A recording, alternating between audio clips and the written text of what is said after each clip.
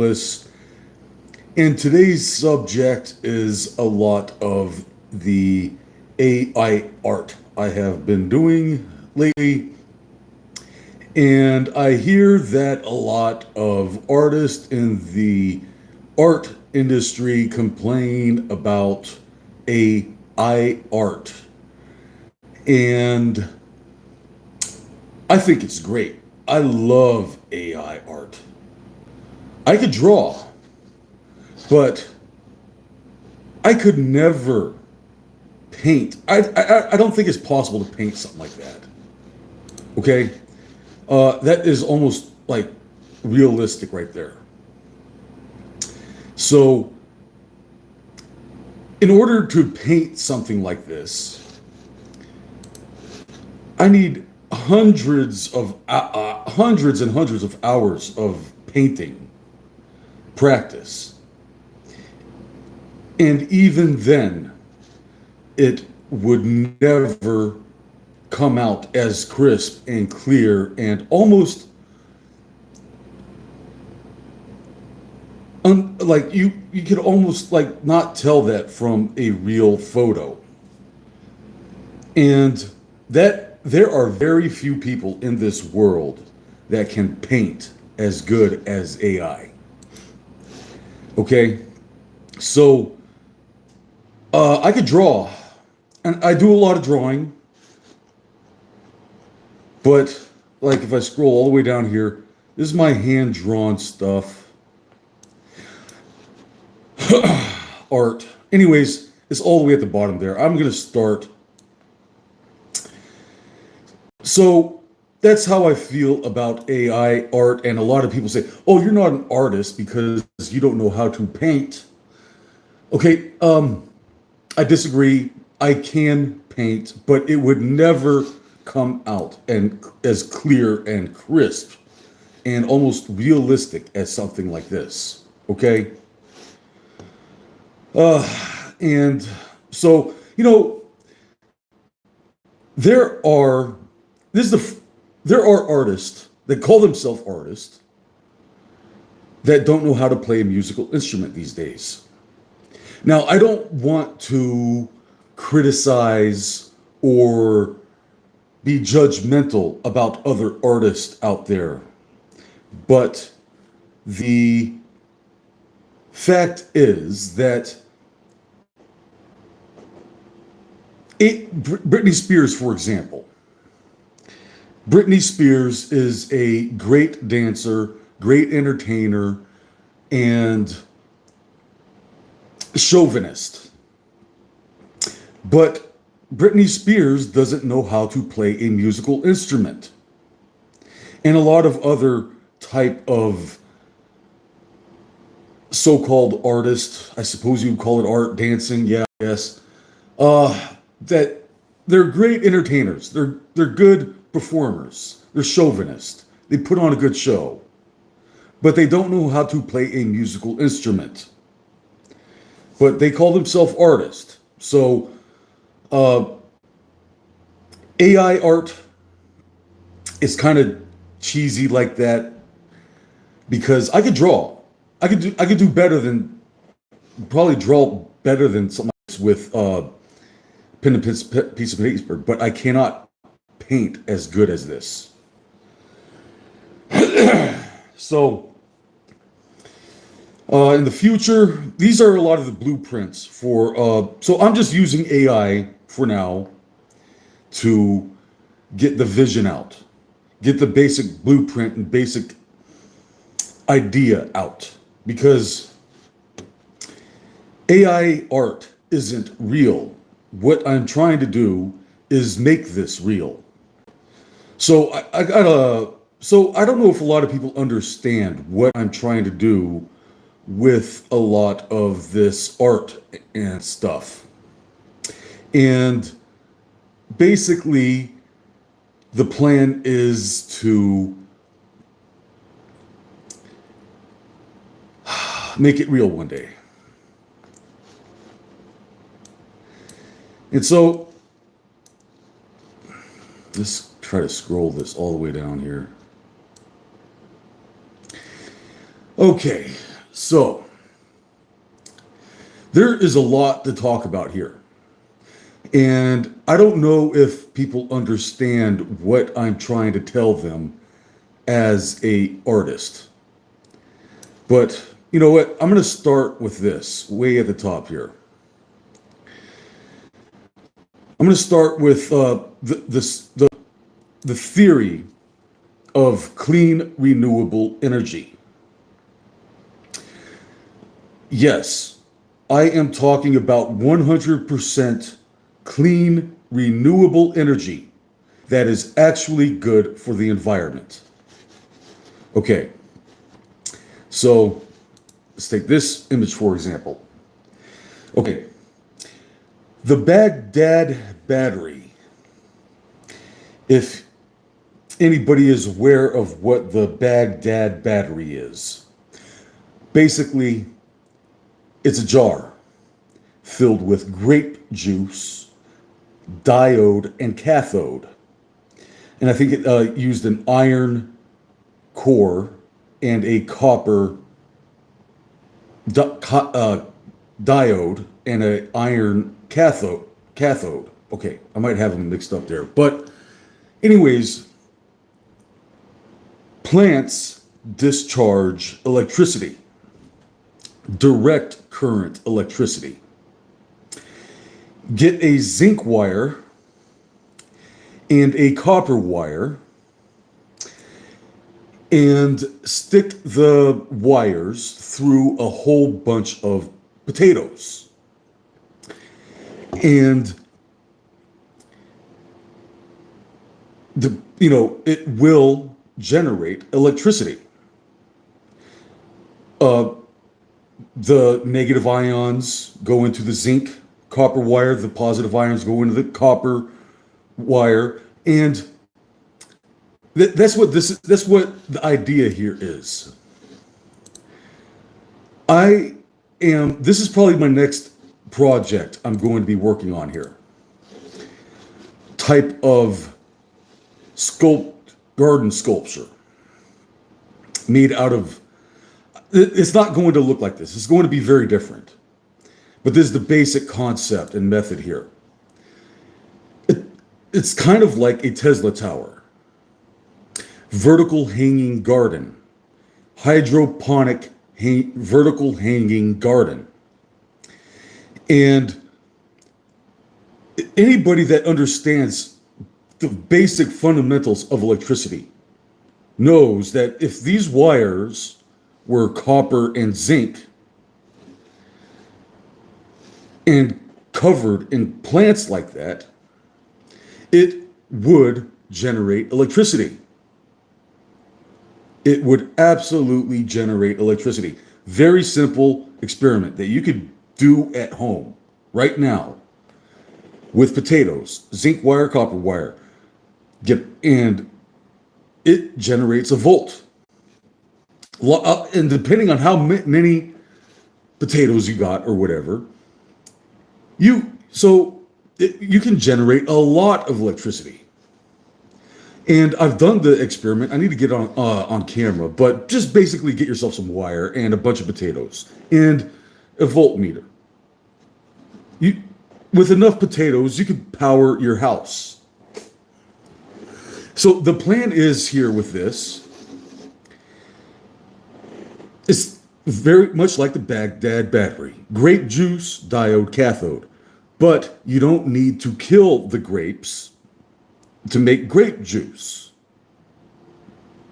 The plants will continuously grow and recharge and discharge clean, renewable energy. And say if this something like this was maybe 50 feet tall, 20 feet wide or something, I am almost sure that something like this could possibly discharge thousands of volts and thousands of amps using a type of vertical hanging garden hydroponic bio battery. Yes, I'm I'm absolutely convinced. I might be wrong. I need to do this experiment. That is one thing I really am trying to focus on doing right now. Space to do this type of experiment is the problem. I'm going to have to rent a garage because I don't have any space to do an experiment, to work with these experiments. This is going to have to be pretty large. But I've done the small scale experiments. It's the first thing you learn in school, that plants discharge electricity. And if you have enough of them in a type of what exoskeleton, it's not going to look like this. It's going to look very different. I'm going to have a very efficient, effective diode and cathode that is going to be very efficient at extracting all the energy out of the plants. And if something like this was big enough, I bet I could do generate as much electricity as a nuclear power plant, possibly even more, of clean, renewable energy that is good for the environment. It's crazy. It is crazy to think. It's literally a power plant. Literally a power plant. I mean, that would be incredible. Okay, so a whole bunch of designs on this type of concept here. It's a power plant that will generate electricity. And I'm trying to figure out how I'm going to get this out on large scale so I could get the proof of concept. That's my next experiment here. Okay. And then I'm going to start off with some other really cool stuff that I think this would also be a great small scale experiment here. Hot air balloon rocket is another experiment I've been wanting to do, and it wouldn't be that hard to do a small scale experiment on a hot air balloon rocket. And so I think that pretty much, pretty easy to understand how something like that can work. So basically, if you have a fire at the bottom here in a big, gigantic hot air balloon tube shape, it would fill up this bubble, a gigantic bubble of hot air. And something like that can possibly lift hundreds of tons into orbit. And I imagine something like, if you were to make something that big, I bet you that will accelerate, that will lift rockets up to orbit faster than a rocket. I think this could, because there are fabrics out there that are bulletproof. And if something like this was like made out of Kevlar, airtight, it like possibly some types of plastics or something, it would be airtight in outer space. I think it would be possible to make something like this airtight in outer space. And pretty much a gigantic hot air balloon rocket. And I cannot imagine why something like this would not work. I bet that would be pretty cool. That would be pretty cool. That's one experiment I'm thinking about doing next, is making a small scale blimp, hot air balloon, helium, and hot air balloon rocket. And say if something like this was gigantic, like say if Elon Musk's rocket was at the bottom here. Put Elon Musk rocket at the bottom here and put this type of condom, a big gigantic condom, over Elon's Musk rocket. I bet you would be able to reach orbit without using a drop of fuel. And then Elon's SpaceX rocket, once it reaches orbit, would be able to lift this hot air balloon rocket into orbit and then using that fuel to go to Mars. So yeah, it's all theory. Okay, it's not real yet. I would like to make it real one day, but I absolutely do believe that I can't imagine what could possibly go something wrong with something like this. Say if Elon Musk rocket was inside here at the bottom, this thing lifts off. So a hot air balloon like this would lift hundreds of tons if it was that big. And then once it reaches orbit, Elon's rockets kick in and lifts it off into outer space. I cannot imagine why that would not work. That would be pretty cool. And that would be crazy. That would be absolutely crazy if I was able to get a basic small scale prototype working and say, I put a rocket into orbit. That would be pretty cool. Being able to lift a rocket into orbit with a hot air balloon, like something like this, hot air balloon rocket. I can't imagine what could go wrong with that. That would be freaking awesome. So it's also like a flying architecture. So I've been doing a lot of architecture concepts.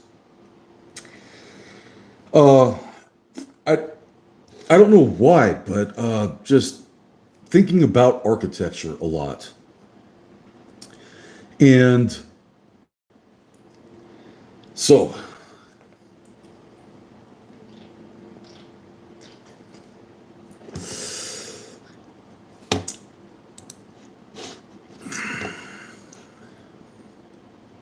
this is going to be a long video, and I don't think anybody's going to watch this. This is about, I'm pretty much what I'm doing with social media is documenting my art and science. I don't do it for views. I don't do it for subscriptions. I don't do it to be Mr. Popular. I do what I do to fight back against this evasive non-physical government entity. This is, some people go protesting, some people run for office, some people go wave a flag. This is just a different method to be independent. That's what I'm trying, that's my goal here. That is what I'm trying to do. I am trying to provide methods and solutions to real problems that allow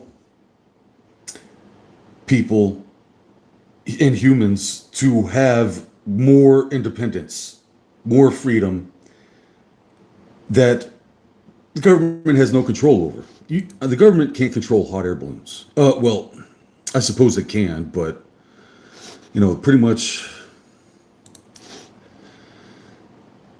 Okay, stuff. So that's what I'm trying to do here. This is pretty cool. I think That would be a cool sculpture. The kind of robot, that something like that could actually work as a type kind of robot. I don't see why not, like a Pinocchio kind of thing. Like you have the strings on it, and then you'd be able to move around or something. I don't see why that wouldn't work as a robot. Some gigantic kites, and so this is a idea of a gigantic flying kite, and I know that's crazy to imagine, or the possibility that you would be able to build pyramids with kites. Yeah, I know that sounds kind of crazy, but the idea has been thrown around. I've seen this isn't, I think that there have been a lot of people throughout history that have thought about this experiment, not just me. I thought this was an original idea, but it's not. I think I remember. So I might be. I don't think I'm infringing on anybody's copyright with this type of concept, because I think that this kite theory has been around for a very, very long time. And I could go back to some history lessons about the first man to fly made a giant kite in China. It was like 500 BC or something. 500 BC. A man in China made a giant kite, and he went flying on it, and he was like the first man to fly. And the Chinese emperor had him killed because it was like, you're not allowed to do that. But this is much further in the future, and I don't think I have to worry about the Chinese emperor killing me because I have a kite theory about how the pyramids were made. I know that's absolutely crazy, but say if this kite was like thousands of feet wide, and say if it was controllable, like a aircraft. You can control aircraft, you control helicopters, you control flying machines. What if something like this was controllable? Like a robot or something. And you would be able to maneuver and accurately lift, transport, and place stones. I cannot imagine why that would not work. So it's okay, a lot of what I do is just method, theory,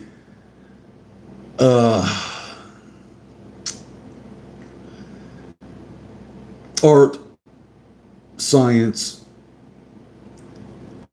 material science sort of stuff, and inventions in art and stuff, okay? But it's just some basic fundamental things I know about aviation is that if these kites right here were the size of an airplane, and this thing was like thousands of feet long, I absolutely do believe you would be able to lift and place these stones. If you were able to maneuver a kite and move, function, and place these stones on the pyramid with a gigantic height, I think it's a very, very real possibility. And that kind of freaks people out the thought of the. So yeah, there was a university in California that was kind of playing around with this idea and concept. I think back in the 1970s, the a scientist out there recommended the theory of the possibility of the pyramids being built with kites. So this is not a new idea. I think that there have been lots of people throughout history that have thought about this type of concept. Being able to lift, transport, and place gigantic stones using kites. So this isn't necessarily original. I think that idea has been around for a long time. This is a picture I drew of my flying van. That would be really cool to see if I could get something like that working one day. Okay, and some other just giant kite ideas and stuff. All right. Rockets, flying machines, kites. And so something like this can be very dangerous if it's not done properly. So what I did with my kite experiments was safe. Let's see if I can go back to the videos here. I might go back to that some other time, but I did this experiment. And the trick is launching and flying gigantic kites safely. Because there have been people that have experimented with giant kites before, and if you aren't careful, something like this will launch you up into the air like a catapult. So, you know, gigantic kites that would be a lot of fun. I would have so much fun experimenting with this type of concept, but extremely dangerous. Very, very dangerous. This will kill you if you're not careful. You really have to think about the aerodynamic stability and safety of something like this. Okay. So, wire printed architecture. So, I think this is a great idea. This is something I would love to do. I would really enjoy doing something like this here in the future. If it was possible, I would, so the problem is, if you want 2 acres or something right now of land, I need about $100,000 for about 2 acres of land. And if this was copper, brass, or aluminum, it would be very expensive, depending on how big something like this would be. That would be very expensive. I was thinking about making this out of PVC pipe. This is actually how I want to make my power plants. So using the other theory I was talking about earlier, using plants as like a hydroponic vertical garden. This is the type of structure I would want to use for a vertical hydroponic garden. The kind of endoskeleton. And the theory is that, that Nikola Tesla and whoever built the pyramids was trying to use these structures to generate electricity. There's a lot of scientists out there that think the pyramid was a electrical power plant. And That's kind of like what I'm thinking can be done with this type of architecture as well. And so to make this type of structure is kind of like a 3D printing concept. Uh, I would need a nice, solid, flat foundation, and then get gigantic spools of copper tubing, aluminum tubing, or something, and unwind the spool around and around and around and around and around and around, over and over and over and over, up, all the way up to the top. Just with one gigantic spool of tubing. And the possibility of making gigantic architecture like this very fast with very simple basic material, I can't imagine what can go wrong. That's the problem I'm having with a lot of my art and science here is I think it would work. I would definitely spend my money to get the proof of concept, but the material and space and all that stuff is just would be very expensive, very, very expensive. I need $100,000 just to buy 2 anchors, you know.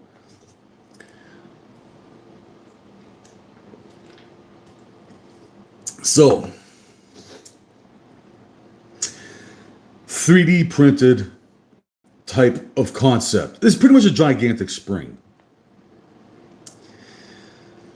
And so like once you have so it would be welded for like metal, possibly glued if you're using PVC pipe.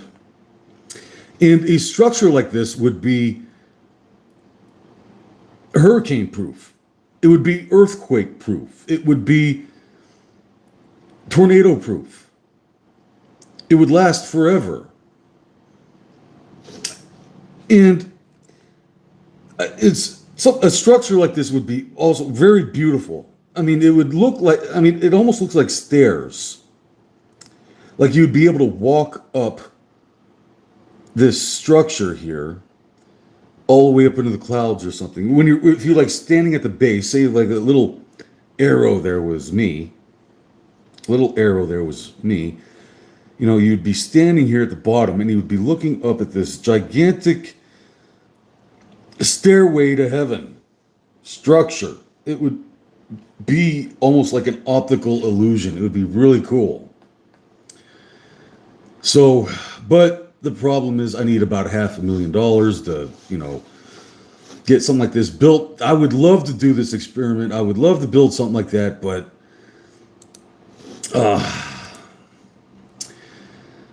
I'm not rich yet. The possibility of building architecture very fast using this type of method, I think, is totally real. Okay. Foam architecture. Polyurethane foam. There's another problem. To make something this big takes a lot of foam and a lot of money. Something like I would need about $40,000 worth of foam to fabricate something like this. That's the problem. And so they say that the marine foam,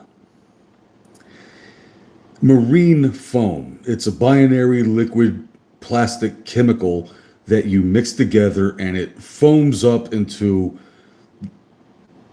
foam. And they say it's as hard as concrete. And I can't imagine why something like this would not work. Unsinkable boats. unsinkable. I don't think I think a boat like this, if so, it'd probably have like an endoskeleton on the inside, like a wireframe endoskeleton, probably tubing endoskeleton, make it a little bit more steel and rigid, make it, reinforce it, and then use foam to fill in all the gaps. And marine foam and steel reinforced boats like this, it looks kind of cartoonish, but I like that kind of cartoonish look. I think that's cool. And this basic concept, big foam tubes and stuff, just all stacked together in it. Something like that would be unsinkable. I bet you could hit that thing with a torpedo and it would still float. Hit it with a hurricane, it would still float. It also be used for architecture and furniture. I'd like to do some furniture using. There's a thing about a lot of the art I've been doing. I've been seeing a lot of phonies and copycats out there, copycat my art and concepts and stuff.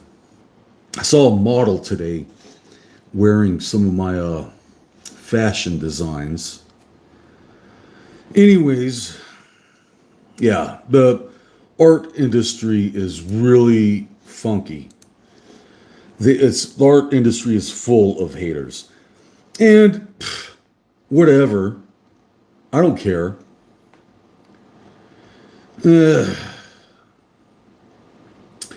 I wouldn't want to get involved with this art industry or going to school for art these days is a joke. American arts is dead. It's lifeless. There's nothing there. If you take a good close look at all these art and science universities everywhere, it's dead. They're not. There's really nothing there. And look, I don't want to criticize other people's art, but if you go outside the box like I do, that's when you start pushing a lot of buttons and you start making a lot of haters mad. And so I don't fit in the box. That's why I can't go to art and science school, because they want to put me in a box and I can't fit in the box. Okay, so here's another architecture concept using vines. Out here in the Southeast America, we have these vines. They're everywhere. They're a big problem. I forgot what it's called. What are those vines called that grow out here it's a Japanese type of parasitic vine that is just taking over the woods everywhere. I mean, if you drive around out here in the Southeast, you'll see these vines just blanketing and completely covering the entire forest everywhere. And a pain in the ass, and a lot of people just don't want to deal with it. It's a very... But I don't know how original this is. But I think the Chinese or they've been making giant baskets like this. I don't know how long. I don't know how original this concept is, but I think it would be a really cool idea to have like a structure of a type and then grow vines into the structure. If this is wire, it would generate electricity. If it was the similar metals, zinc and copper wire in a structure with vines growing all over it, you would be able to create a electrical current with plants growing on this type of structure. So, I don't know how original that idea was. That's the thing about being an artist sometimes. I don't know how original a lot of my art is. I might be infringing on other people's art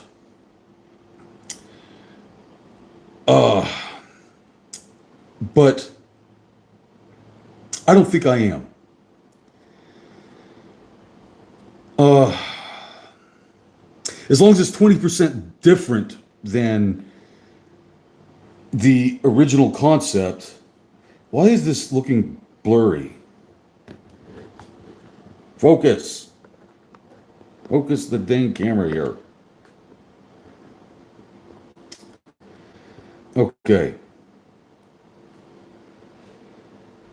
Oh, doing a lot of architecture. And so like we have all these vines growing out here in the southeast. And what if you would be able to grow architecture using these vines that grow everywhere? So like that, the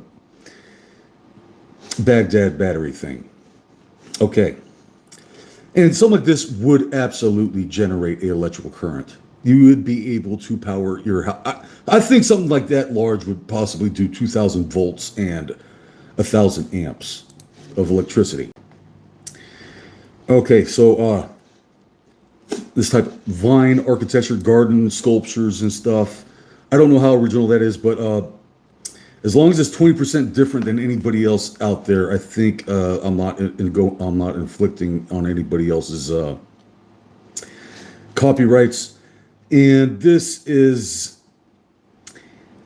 the concrete volcano architecture concept. So, I'm thinking something like this would be like growing architecture. That's kind of like what I've been trying to do as an artist. Think about a lot of different types of architecture concepts. And so, what if you put like a tent or something on the inside of this, and then just a tube that goes up and it just squirts out a whole bunch of concrete out the top and just covers the tent in this type of structure and grow architecture. I think that would be a pretty cool idea. Again, very expensive to try to do something like that, but I think that it's a pretty darn cool concept there to grow architecture.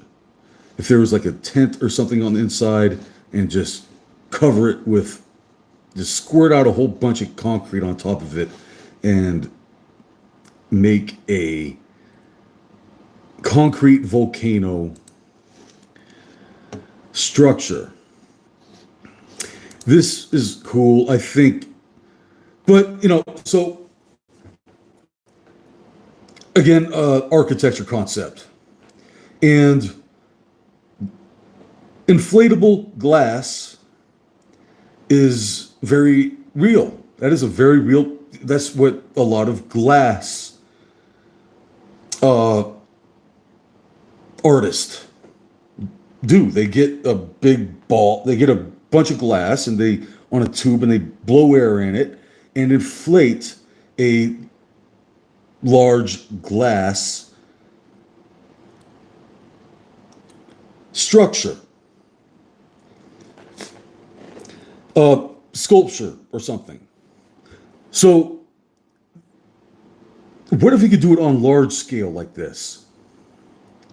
And the obvious problem is you would need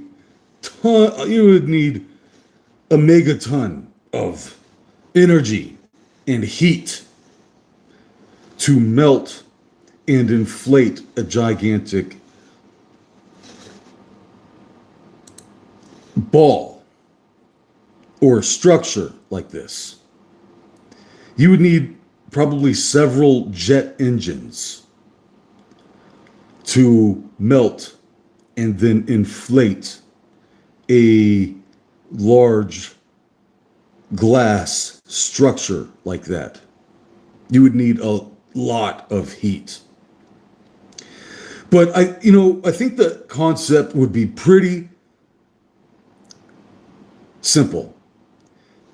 I just need I need a big pile of glass at the bottom, and an air pump, a tube or something going in at the bottom, and then melt the gigantic pile of glass with jet engines or something and inflate a big glass ball. So, okay, that's kind of crazy, but that would be pretty cool to make sculptures, garden sculptures, or art similar to that. Kind of abstract garden art by melting big blobs of glass and inflating it and stuff. Possibly even using plastic as well. Plastic, inflatable plastic volcano, plastic volcano. Okay. This is the wire, 3D printed wire sculpture, a gigantic spring. That's pretty interesting architecture. What if these tubes were, say, 7 foot wide? What if these tubes were like 7 foot wide, go all the way up to the top here, and have like a water slide, a gigantic water slide elevator or something? That would be a lot of fun. I think that'd be pretty cool. So yeah, architecture.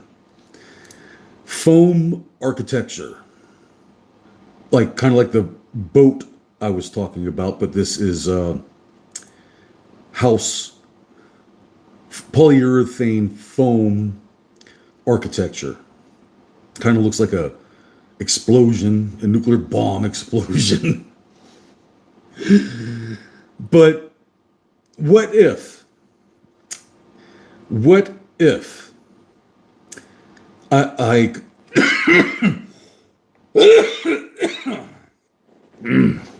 I think this would be very expensive experiment.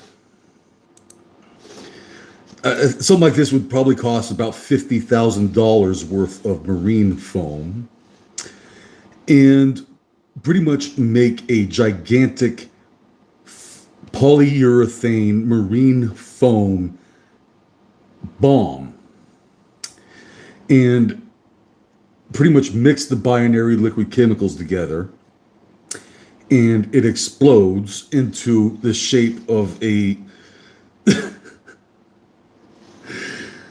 polyurethane foam volcano. Polyurethane foam volcano. And that is crazy. But again, I can't imagine what could go wrong. I think that would absolutely work. But the problem is, it is very expensive.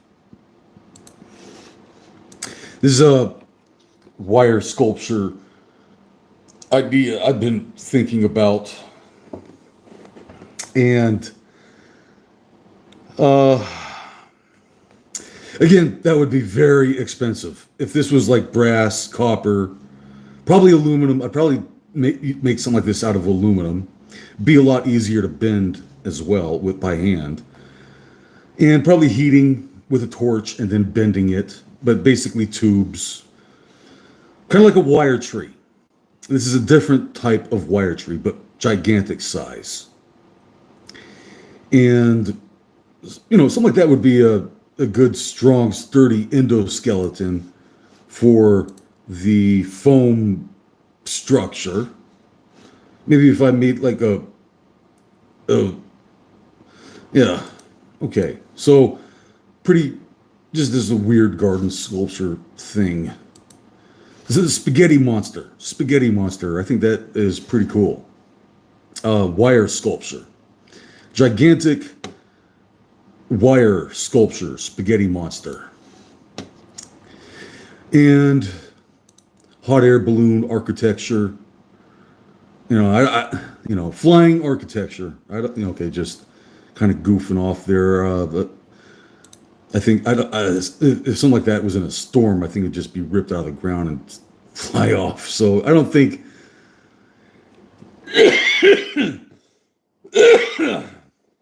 kind of crazy idea. I don't know how practical that would be. I love this. This is one of my favorites right here. The gigantic crystal architecture. That's one of my favorites. A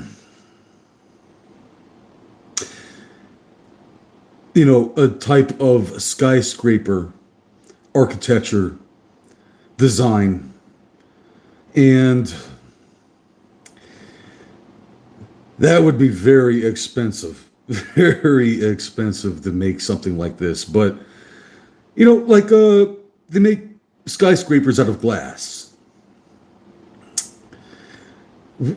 And so you'd have to use pretty unusual, uncommon fabrication techniques and methods to fabricate a gigantic structure like that,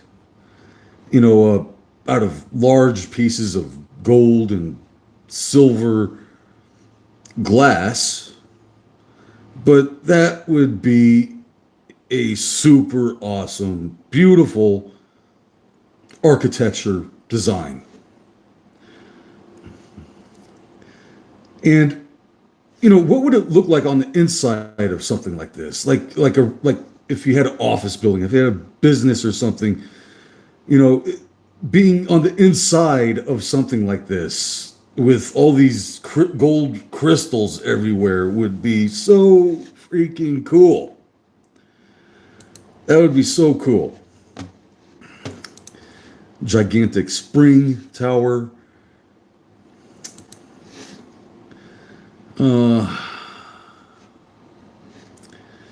Possibly glass spiral tower, like a water slide, a gigantic water slide elevator,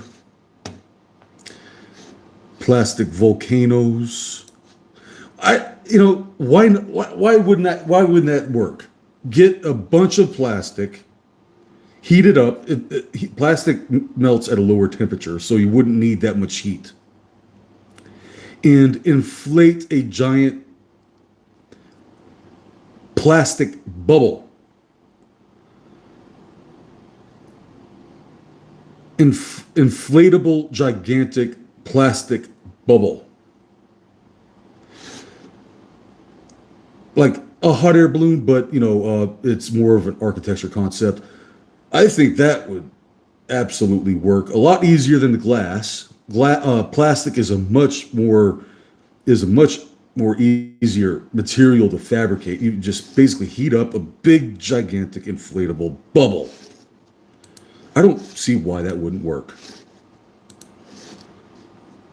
And some more foam volcanoes. I love that. That would be so cool to experiment with that. Kind of like a plastic volcano, but a foam volcano. And plastic bubble volcano. I don't see why that wouldn't work. These, like something like that could possibly be plastic as well. Just make gigantic plastic blobs for like a sculpture garden. I don't see what, put lights on the inside of it. It would glow. That would be pretty crazy. I think I would love to do something like that. So yeah, this is basically how something like that would work. You get a big blob of plastic or something. Get a whole bunch of plastic, heat it up with some fire on the inside, and inflate it. I don't see why not. Material science. That's what I'm thinking here. Okay? More water slide towers, inflatable glass blobs, concrete volcanoes. Wax would be interesting. Wax doesn't last long. Something like that would, wax would, you could break it with your hand. So, but like a plastic volcano, that would be pretty weird. garden sculptures and stuff. I don't know, none of that, nothing really special about like. It's just I love that. That's beautiful. That would be super awesome to get really weird with these type of vine sculptures and stuff. I don't know how original that was. It is, but I don't know if that's original copyright. That's probably old stuff right there. Some more power plant sculptures and vine architecture, vine sculptures. I don't see why that wouldn't work either. Um, Pretty much basket weaving architecture, basket weaved house. And if something like that was like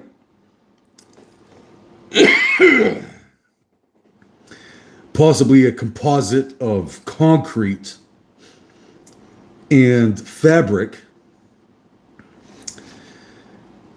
I imagine that would be totally functioning architecture as well. A concrete fabric basket woven architecture. The combination of concrete and fabric is pretty tough stuff. I think that type of architecture would absolutely work as well. Okay, garden sculptures. I think it would be so cool to like graft plants together to make structures and stuff. That would be really cool. Foam boats. That would be really cool to make foam boats that look like giant blobs of ice cream. That would be pretty cool to be on the inside of something like that, like being inside of an ice cream cone. I've seen a lot of other artists out there kind of copycat this concept here, and they made furniture out of it, and like interior design.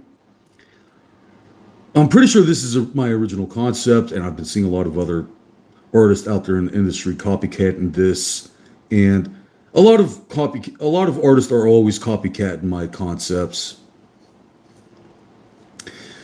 but they don't like the real artist. They don't want to hire the real artist, and I wouldn't want to have anything to do with the art industry. It's really nasty. But yeah, foam boat. Something like that would be unsinkable. Kind of like a nautilus fish, like a nautilus shale snail shape that float around like a houseboat kind of thing. Houseboat architecture using marine foam. Some wall ideas. So, if Trump was to ask me to build a wall, this is how I would do it: the porcupine wall. And it's like that kind of concept has been around for a long time. Medieval fortresses and stuff and such would basically make walls. Like if you were to ask medieval architects how to make a wall, a defensive wall of some type, this is what they would do. So that's not necessarily 100% original, but the nail wall, that would be pretty. I wouldn't want to go near a wall like that. That'd poke your eye out. And so yeah, I've been doing some wire sculptures and stuff, and possibly one day make some electromagnetic motor toroid coil tires I could make something like that out of wire.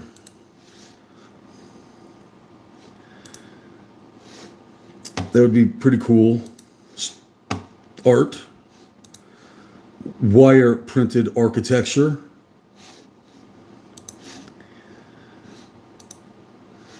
I love this idea. I think that would be super awesome. I really want to do this, but trying to find the space, time, and money to do something like that. Towers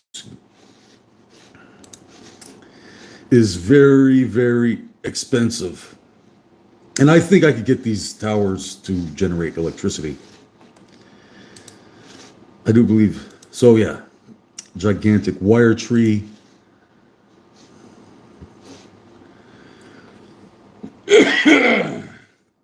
This is kind of a mid-scale prototype of some of the wire sculptures I've been doing. But I've been stuck on this idea, giant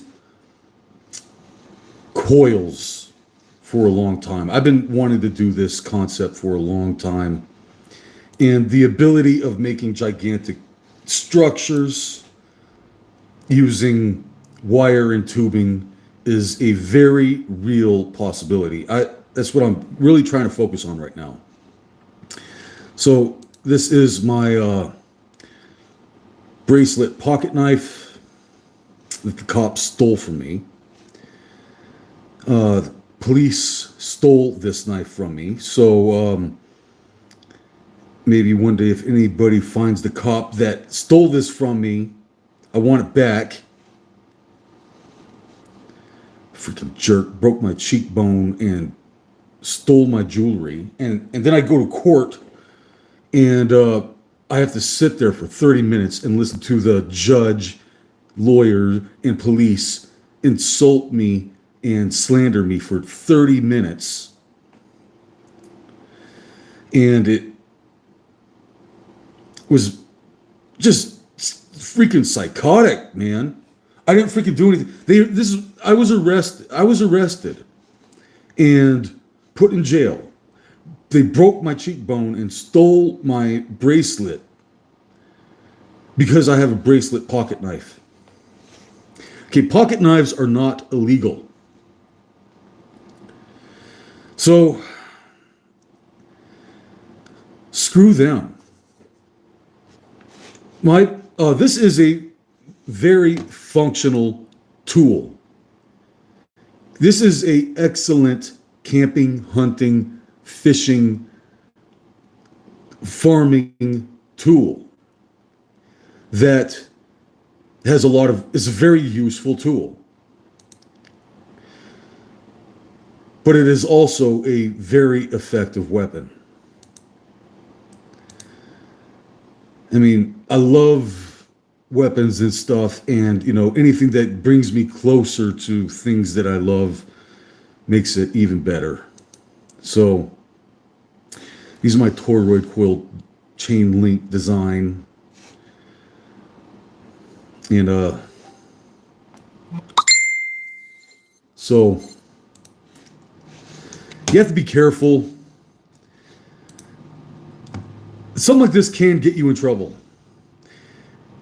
If you are the type of person that might be emotionally unstable or provoke fights, or you might be looking for a fight, or you're looking for trouble, it's probably not a good idea to wear a bracelet pocket knife to the bar or other, social events and stuff. It is a little creepy having a knife on your hand. So probably not a good idea to wear this at the bar. But I wear my bracelet pocket knife every day. I love it. It's a great tool. This is my Hellboy cannon gun, and it doesn't actually work. But the gun works by itself. But when on its double barrel little goofy concept there. It doesn't actually work because these revolver cylinders need to rotate in order to work. So I just kind of taped it together to kind of have a goofy little concept of a double barrel 40 millimeter firework cannon launcher thing. That would be pretty cool. Ring. It's my toroid coil ring chain link. Just a whole bunch of rings all stuck together on a steel chain whip. So I think you pretty much understand how my steel chain whip works. And that is a totally legitimate martial arts weapon. That is a totally legitimate martial arts weapon. And the trouble is, I need to get the balance, the tapering, and the small chain links at the tip need to be very small. And if you're making small chain links out of high carbon steel, it is very painful on your hands. The smaller the chain links get using high carbon steel, the harder and harder the chain links get to make. So I had trouble making my steel chain whip break the sound barrier, because it needs to be balanced and have a kind of weight distribution of larger, heavier coils at the front, at the hilt where the handle is, and then tapers down smaller into smaller chain links. But once you get it down to the size of a quarter, it is very, very hard on your hands. So I did get this thing to break the sound barrier with this whip, but it's not easy. It needs a proper weight distribution and so forth. So I've been seeing a lot of copycats out there in the art community, art industry, copycat my chain link designs, and I don't like that. Don't put your name on other people's art, please. This is my wire sword. I think that's pretty cool. I need to layer these wires in more detail, and if it would be possible to forge an edge on something like that, would take a lot of work and experimenting, but kind of interesting sword concept. Another thing I was thinking about, sticking a bunch of these barbed wires through the links like that, and have a type of barbed wire sword, but to forge and get a sharp edge on something like this is going to be a lot more technical. To forge a blade on a type of wireframe endoskeleton sword like that. But this thing is 4 feet long. It's a very big sword.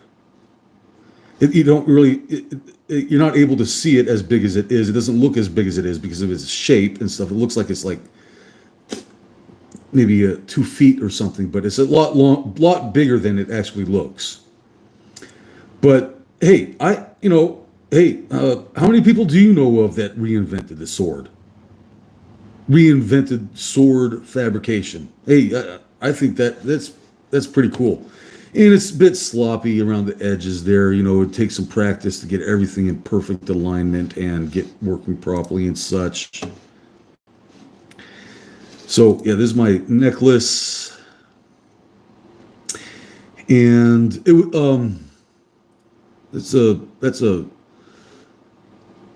My chain link is better than all the other chain links because I use stone. These are beads. I use tiger eye in my necklace, and makes it a lot more lifelike. You know, got to have stones in your jewelry. So a stone jewelry necklace like that is totally legit. Great concept. It's kind of a crazy design. Yeah, it's kind of a knockoff of that. There was an inventor that made a concept of a walking tank. Okay, this is similar. It's about 20% different than the original artist that invented it. I forgot his name. There was an artist that made a hopping, jumping tank that, and this is a type of modification and so forth. Pretty much just a gigantic spring, okay? And possibly have a thrust, rocket thrust at the bottom there. A type of rocket powered pogo stick. Rocket powered pogo stick. What the hell am I thinking? I don't know. Rocket powered pogo sticks. A gigantic spring that could possibly jump around. Okay. But still, I don't know. I think that's really cool. Some more wire sculpture type concepts that I could make, designs of like wire sculptures and such. I don't see why that wouldn't work. I think, you know, if I had the space and time and money, I think making gigantic wire sculptures like this would be a totally legitimate form of fabrication, metal fabrication. I can't imagine why that wouldn't work. But the bigger something like that gets, the more expensive it is. And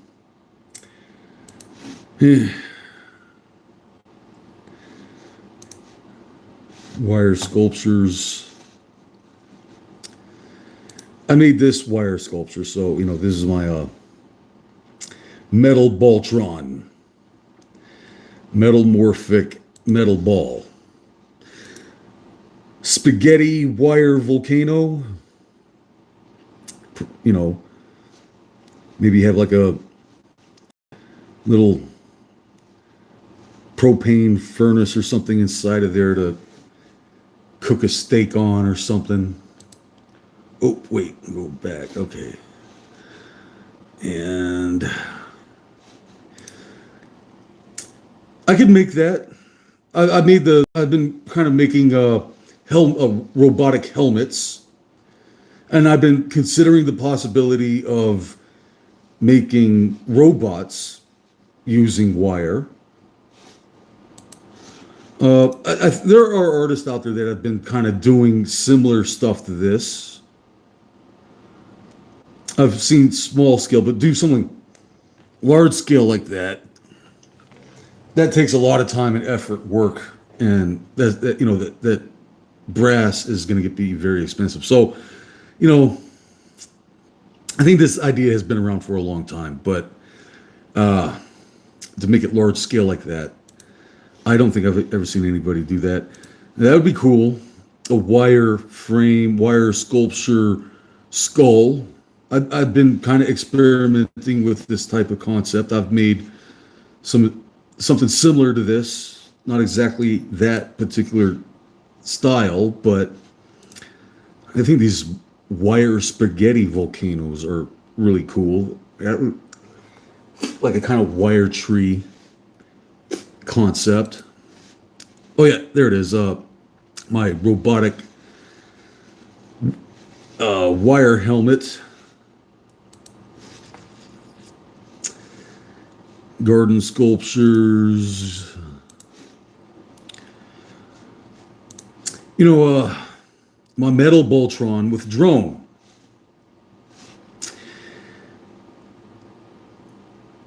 Metal ball drone. Metal ball drone. And this would be a great project to work on. It's going to be a lot more technical that I just don't have the experience or training with the computerized geometric stability drone stabilization transfunctioner gizmo to try to get something like this to work. But it's pretty much a drone inside of a gimbal. And the possibility of driving something like this, like a remote control car that could fly as well.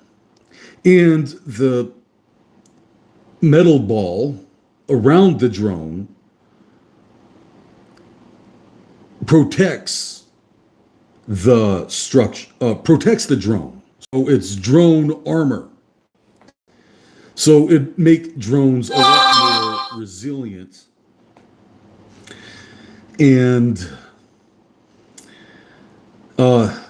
crash proof. I don't know. Yeah, I don't see why that wouldn't work. It would make the drone a lot more heavy, reduce the range, but possibly even the metal frame around it could possibly increase the antenna reception. So you would possibly have increased antenna reception with this metal gimbal around the drone, the metal ball drone.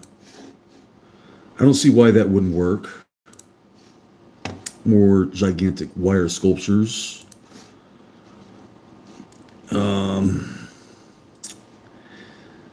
That would be pretty cool. Make dragon scale chain links. And another thing I've been thinking about doing with something like that is possibly making chain mail. Making chain mail with my chain links. But that something like, oh God, they put so much time and effort into making a chain mail shirt. Ugh. The amount of work going into something like that would be years and years to put something like that. A foam boat. I really want to do this. If I have ever had the opportunity, I would make these foam structures out of polyurethane foam and make it hollow on the inside, make a house on the inside.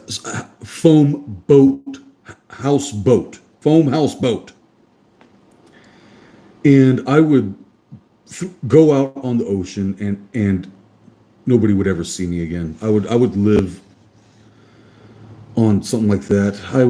I love the ocean. It's extremely dangerous. The ocean is deadly. But something like that would be unsinkable. Something like that would probably survive a hurricane. Foam houseboat. I would love to live out of a houseboat on the ocean and just float away and go to Bahamas for the rest of my life. My ninja knuckles. More wire sculptures. These wire sculpture skulls would be pretty cool. Light it on fire. Wire volcanoes.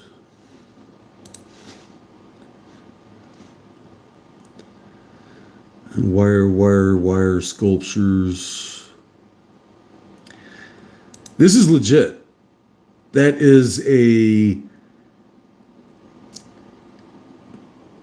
I don't know what to call it. Metamorphic biomechanical spring sling. This is a real, actual weapon. And, I need to chronograph the velocity of something like this, but from the research I've done, this type of weapon concept increases the velocity of the projectile by 10 meters per second. So my biomechanical spring sling thing increases the velocity of your slingshot by 10 feet per second, which isn't much. 10 feet per second is not much at all, but it does have a little extra kick. So getting a little extra velocity out of your slingshot is totally legit. It's the police broke my cheekbone and gave me a black eye. Freaking jerks. There are like serious crimes out there. I travel a lot. I see horrible, god-awful things out there traveling. And I know how freaking crazy shit out there is. And the fact that police are harassing people at restaurants because they have a pocket knife really pisses me off. Basically they call the waitress called the police on me because I have a pocket knife. And they shoot me with a taser, break my cheekbone on the concrete still on the floor, and steal my jewelry. Freaking jerks. I can't believe how freaking deranged and annoying these cops are. These police are so freaking annoying. I hate their guts. Not all of them, but some of these cops are freaking criminals. A lot of these cops are just fucking criminals. They're worse than freaking criminals.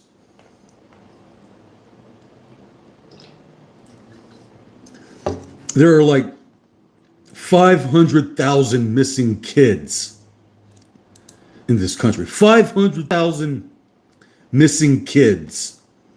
And police are harassing people at restaurants because they have a pocket knife.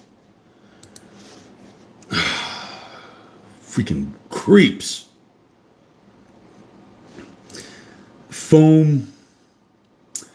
Polyurethane foam boat, like camouflaged. If I had the money, this is what I would do. This is probably the first thing I would do, is make a big, gigantic foam boat that is camouflaged. I've seen other people do this concept. Okay, so it's as long as it's 20% different, I'm not inflicting on anybody else's copyright. And if I was ever infringing on somebody else's copyright, I would tell them, the artist's name and say, this design, this concept, this method was invented or designed by an artist. And, but as long as it's 20% different than the original artist concept, I don't think I'm infringing on anybody else's copyrights. And I've seen a lot of people out there. This was an artist that copycatted my chain links. Probably soldered these chain links together with gold solder. Pretty much just make a toroid coil and toroid coils and make a chain link. But this necklace was selling for $60,000 on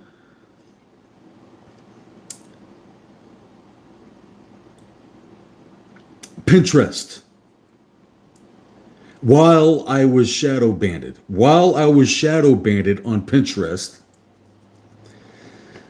a artist copycatted my toroid coil design and was selling it for $60,000 and shadow bans the original artist. So that's how nasty the art industry is. They're going to shadow ban the original real artist and then copycat and sell your art. Ugh, I would never want to get involved with this art industry. Some more foam houseboat concepts. I would love to be out there in the Bahamas on a foam houseboat like that. And basically camouflage it to blend in with the surrounding. So like I would make a foam houseboat and then camouflage it.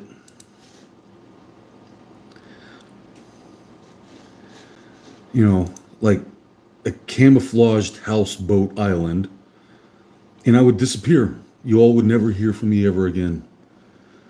You know, we really don't know how painful, how ugly this world is unless you're an artist.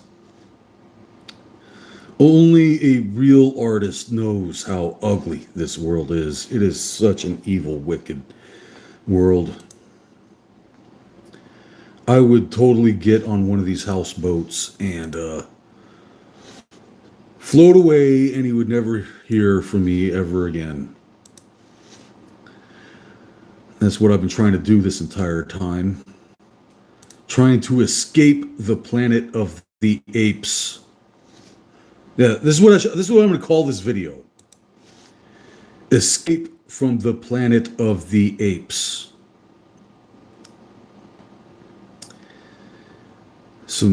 All the wire architecture concepts there.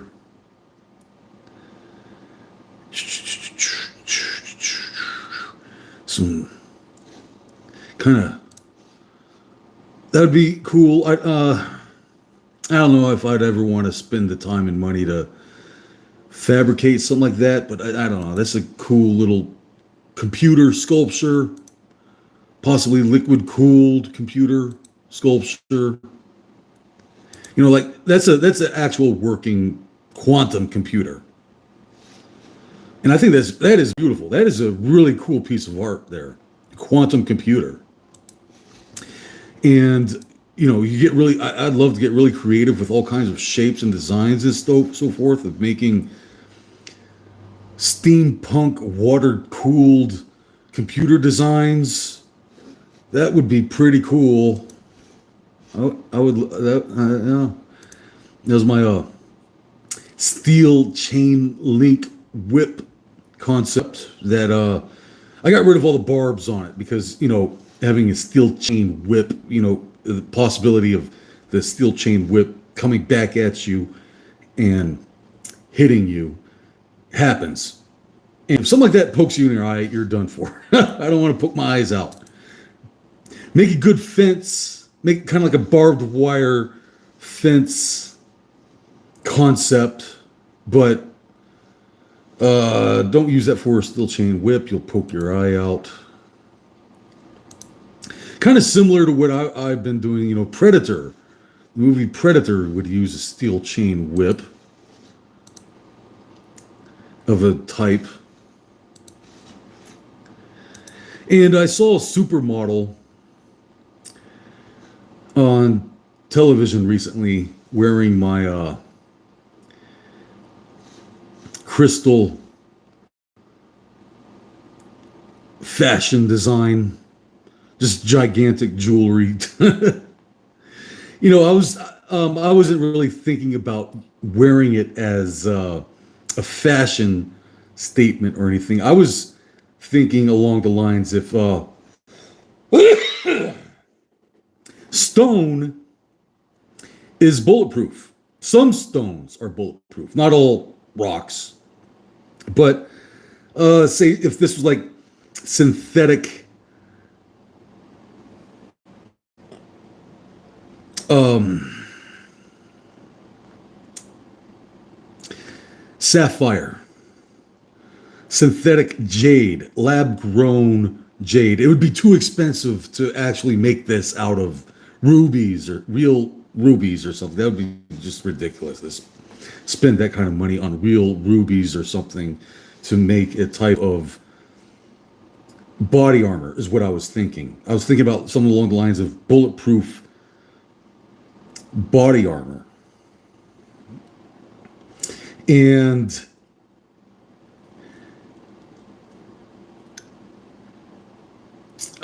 so, yeah, something like that would be very pricey, very expensive. Take a lot of time and effort to fabricate something like that as body armor.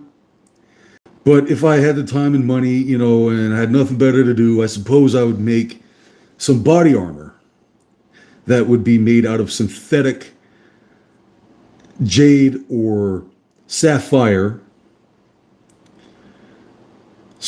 type of concept like this. And it would be bulletproof, bullet resistant body armor.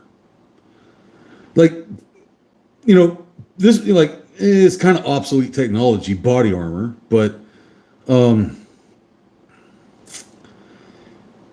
they do use ceramics for body armor. So a type of really fancy, classy type of bulletproof body armor concept. And I saw a model on TV copycat this design here. She made a whole dress out of a bunch of crystals like that. Anyways, this was the original first toroid chain link. Basically the same thing. Got some toroid coils there, toroid coil chain links with rocks stuck in them. That was the original. I, made my chain whip from there when I first made my chain links.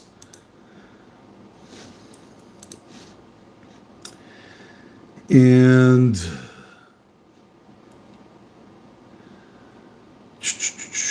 that chain link necklace. This was the original chain link concept. Kind of stick, wear a stone chain link necklace, and I need to work on getting all that nice and neat and a little bit more pretty. It's a little rough around the edges. It's kind of sloppy, but and so yeah, some kind of stone sculptures. I think that's original fabrication technique right there. I don't think I've ever seen anybody do anything like that. It's kind of similar to the, I think they call it peyote, the Native American beading style, peyote. I think they call it peyote. Native Americans out here in the United States call it peyote beads or something. And kind of almost similar, but it's different. I got I use wire and a bunch of spirals and coils and stuff. So it's kind of like a wire tree, more like a wire roots, and you have a bunch of these like wire tree roots that go spread out across this type of stone fabric. And I can get really creative with all kinds of shapes and designs and sculptures using that type of method there. I don't know how original this concept is. This is kind of the style and method of a famous artist called Fiesto. Made a lot of balloon robots, flying balloon robots. So I apologize to Fiesto if I might be kind of copycatting his designs. I don't know if he ever made anything like this, but I don't know how original this idea was. I don't know how. I've seen NASA playing with this concept as well. I've seen NASA scientists playing with this concept, and it's probably a Fiesto invention. A famous artist named Fiesto. I love this. This would be goofy, fun idea. Putting a little robot with wings on a dog harness. I love dogs, and having a robot robot riding a dog on like a horse. That'd be funny. Come on. That would be so funny. Oh, it's cute. It's cute. Little robotic dog trainer.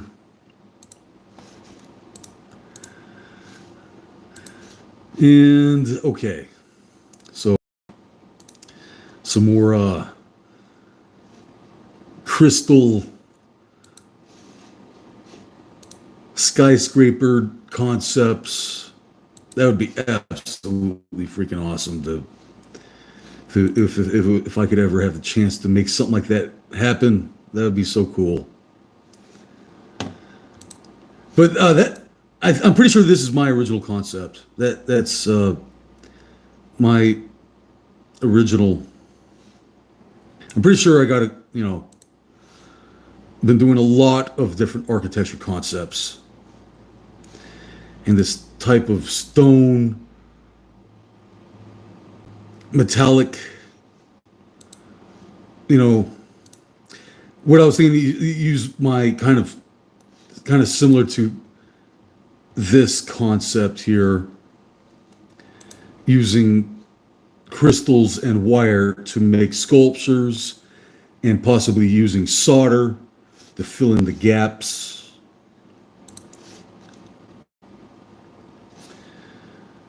And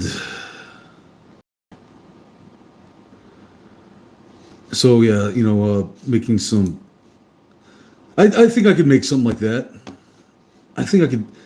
So the point is, just to get the blueprint and concept and method of the design, and using AI, and then, but AI isn't real. I'm trying to make it real. So here's another flying architecture concept.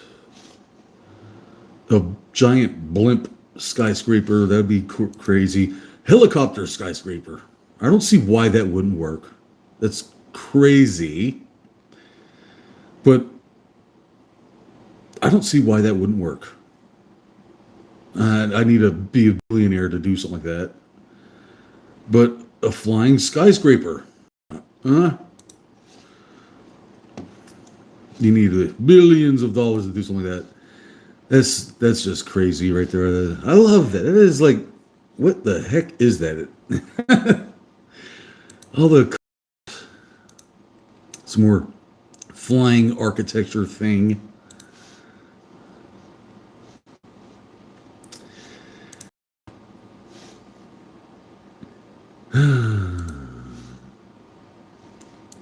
I love this one. This is so crazy.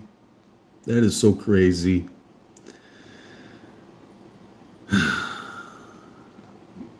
How would you describe it? The Rainbow Waterfall. The Flying Machine Carnival.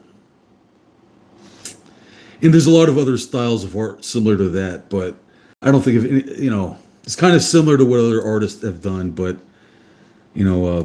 as far as like a Flying Machine Carnival, Rainbow Waterfall thing, I think that's an original concept. And I try to be original. I try not to copycat anybody's stuff.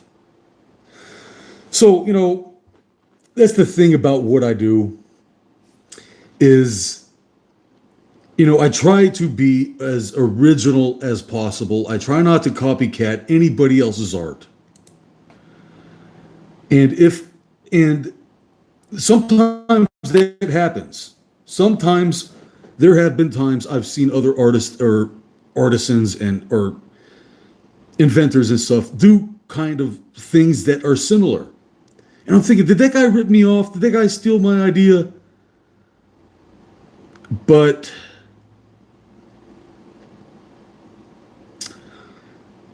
I'm not sure how original it is. I might, so if I accidentally copycat anybody else's art out there, I apologize. I did not mean to do that. But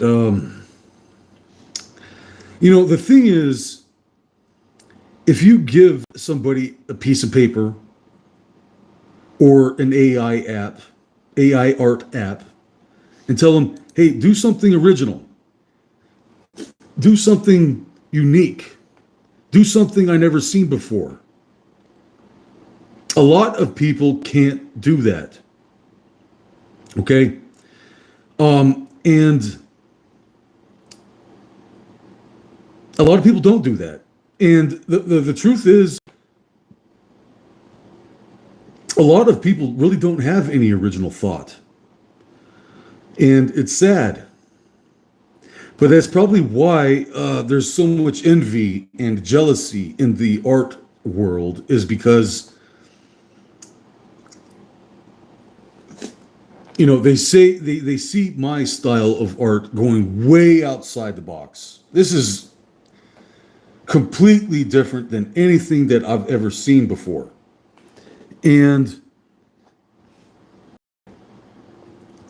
I try to be as original and unique and different as possible. I try not to copycat. I try not to compare myself or my style and my art to anybody else out there. And I went way outside the box. And I possibly invented several forms of art that I've never seen anybody else out there do before. And okay, given it's AI art, it's kind of cheesy. I cheated a little bit, but look at the detail on this rainbow waterfall here.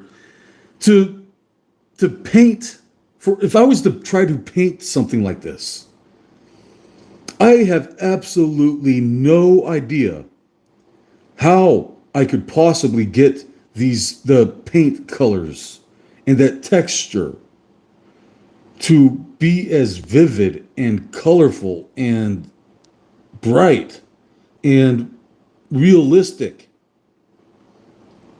as something like that. That is not easy to do. So, a lot of people don't have any appreciation for painters and so forth. But really they deserve a lot more appreciation than I or myself is aware of.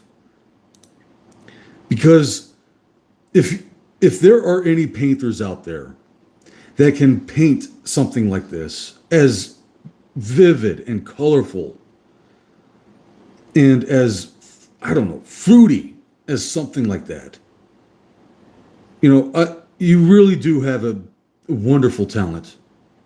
Because I just could not understand how to paint something like this.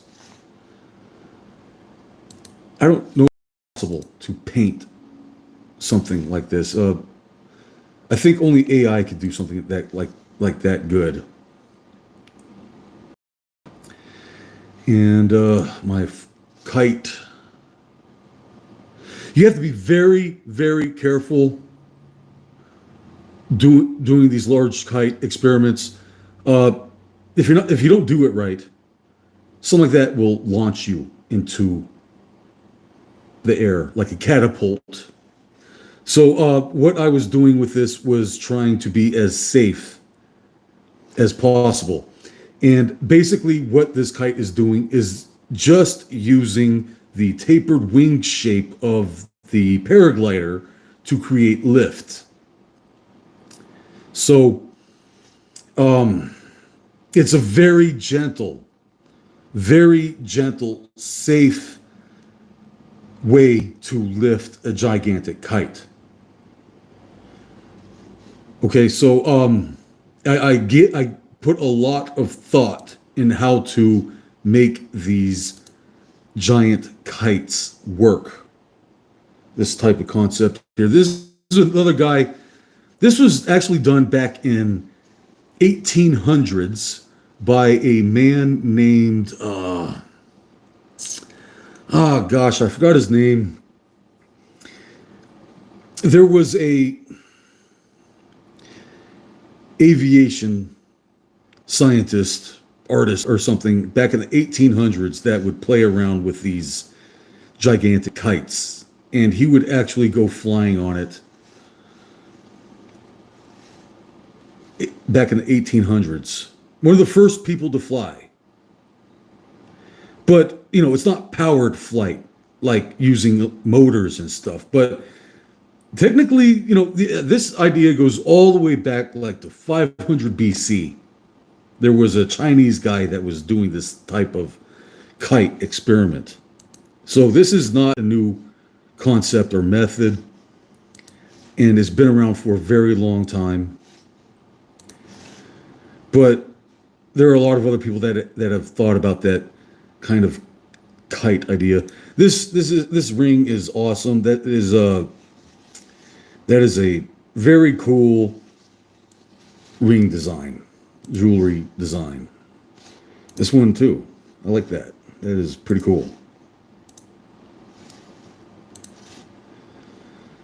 And let's see.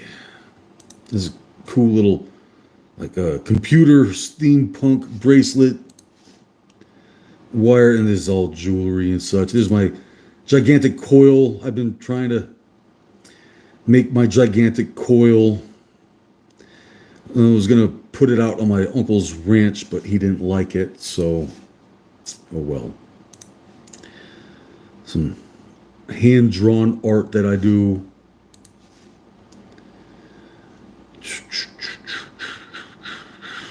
My putt golf gun.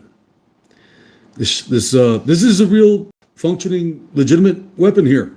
This it pretty much uses blanks to shoot golf balls. Put a golf ball down the barrel. You use a blank with wax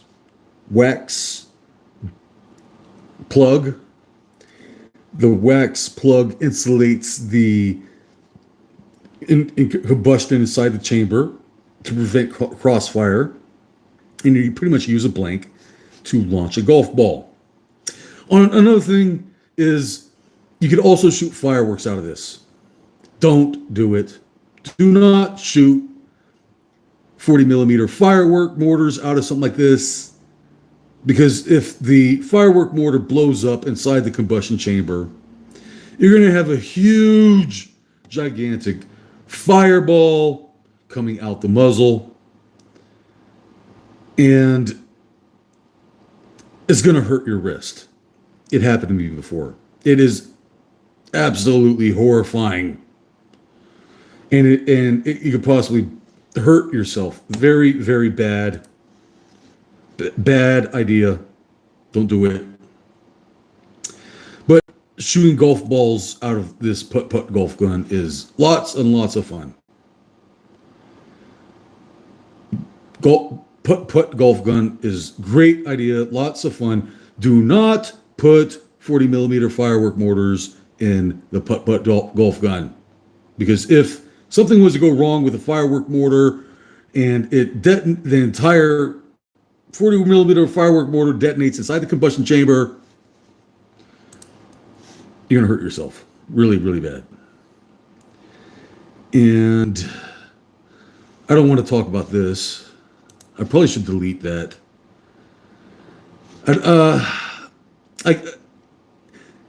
This is experimental. I did not get the prototype to work. The gun blew up. Very dangerous. Don't do it. But this was a type of Metal Storm concept I was trying to work on, but the gizmo inside malfunctioned and it broke. So There's a type of metal storm, reloadable metal storm weapon concept that I never actually finished, but a giant kite there. I got 4 of these to fly, but there wasn't enough wind. Do not do this. No, no, no, no. Do not do that. Shooting golf balls out of this is fine, but you start shooting something like this. If that firework mortar was to accidentally or detonate inside the combustion chamber, you're gonna have a huge, gigantic fireball and tons of recoil. Bad idea. Don't do this. Do not do that. Bad idea.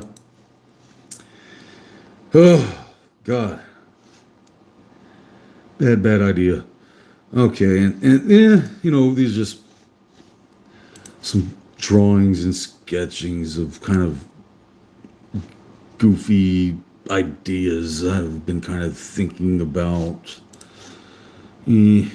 Like walking balloon robots. I don't know how original that is. I think that was a Fiesto. That's upside down, but that's kind of a flying machine. The flying rod there. And hand-drawn art.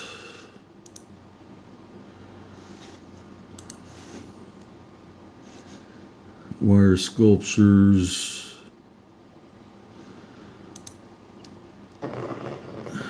My Hadouken fireball.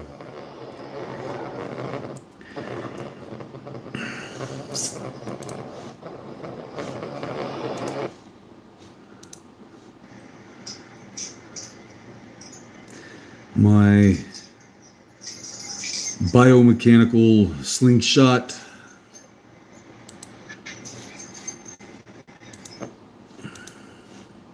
My ninja knuckle knife bracelet. I love that. I wear it every day. And the police probably don't like it, but I don't care. You have to be very careful wearing something like this in public. If you have emotional instabilities, if you're prone to being violent or anything, if you are controversial, looking for trouble or something like this will get you in trouble if you're not careful. My martial arts advice is to run away. If you get in trouble with and end up almost fighting somebody on the streets or something, run away. Do not risk your bodily harm, safety to try to be a ninja on the street or something. Something like this can get you in trouble. So if you have emotional instability problems, don't wear something like this. Don't wear. I'd probably take this off if I was to go to a bar or something. It's legal. You could wear that at the bar. No problem wearing that at the bar. But I wouldn't tell anybody about it. When I first invented that, I went to the bar. I was like, "Hey, cool, check this out.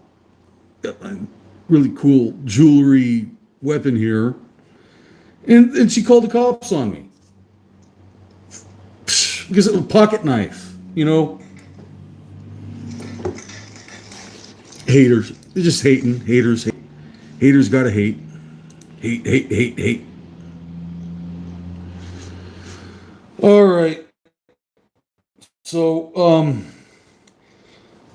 that was the basic idea here today. I want to, as an artist, I don't know if people understand what I'm trying to tell them. And so I'm just trying to tell, so this video was a basic description of the concepts, methods, theories, designs, art, science, and fabrication concepts that I have been kind of working on for a long time, getting, basic blueprints and theories of fabrication method and design out on a type of AI art app. And the trick is, so AI is not real. The trick is making it real. That's where the real artistry will be. I still have a lot to prove. I think I've more than proven that what I do is really good stuff. But as far as like the hot air balloon rocket, that would be, that would be the true challenge, is making it real. So it's not real yet. I have the blueprint, I have the basic concept, I have the theory, I have the design. The real artistry, the real art will be making this become real. And I still have a lot to prove. But, basically that's what I've been doing, is using material science methods, concepts, theories, design, and so forth, with getting the blueprint using AI to get the basic blueprint on how a lot of this stuff could possibly work, and do a lot of different architecture concepts. And so, I suppose one of these days I might publish, get a book publisher, and make my own book. And I would try to make a lot of this stuff real. I have a lot of work to do with this stuff to make it real and not just a photo slideshow. But there's so much more I could do with it. And okay, I got to go. I think it's about all for today. See you. Bye-bye.